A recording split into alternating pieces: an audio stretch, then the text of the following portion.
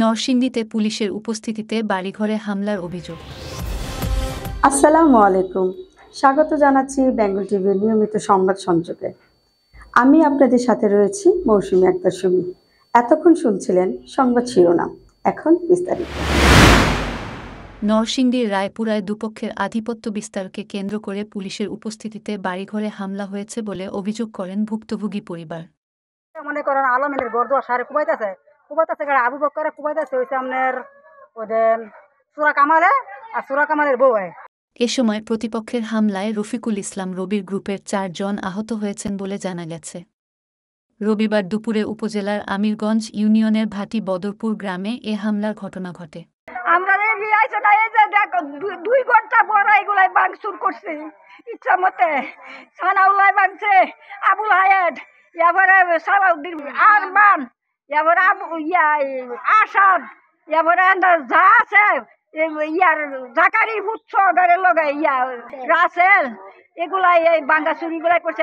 যা আছে কবি ছবি যত আছে সব মানুষ। স্থানীয় ও ভুক্তভোগী পরিবার সূত্রে জানা যায়, রফিকুল ইসলাম ওরফে রবি গ্রুপ ও বেনজির আহমেদ ওরফে বেনু মেম্বার গ্রুপের সমর্থকদের মাঝে পূর্বশত্রুতা ও আধিপত্য বিস্তার নিয়ে এলাকায় দুই গ্রুপের মধ্যে দীর্ঘদিন ধরে ককটেল বিস্ফোরণ, গুলি ও দফায় দফায় হামলা ভাঙচুরের ঘটনা ঘটেছে। এসব ঘটনায় বেনু মেম্বার গ্রুপের একাধিক মামলার আসামি ব্যাঙ্গা বাড়ির শামীম র্যাবের হাতে গ্রেপ্তার হন। দীর্ঘদিন জেল খেটে জামিনে বের হন তিনি। না পুলিশের ভাও ধরছে আমি পুলিশ আইছে না, আমার কথা গেছে না। কতজন পুলিশ আছে? পুলিশ আছে 20-25 জন আছে পুলিশ। আমি সব ভাও ধরছি গিয়া তো আমরা আয়ান আমার বাড়ি গেছে আয়ান।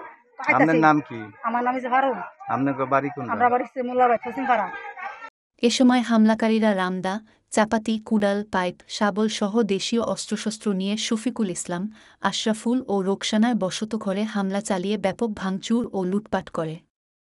হামলাকারীদের নির্বৃত্ত করার চেষ্টা করলে আবু তাহের, শফিকুল ইসলাম ও তাইজুল ইসলাম গুরুতর আহত হয়ে সদর হাসপাতালে চিকিৎসাধীন রয়েছে।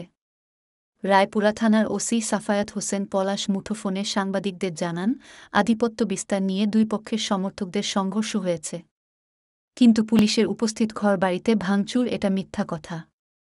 ভাঙচুর হয়েছে, তবে তখন আমরা উপস্থিত ছিলাম না। খবর পেয়ে সেখানে পুলিশ পৌঁছেছে। পরবর্তী সহিংসতা এড়াতে এলাকায় অতিরিক্ত পুলিশ মোতায়েন করা হয়েছে।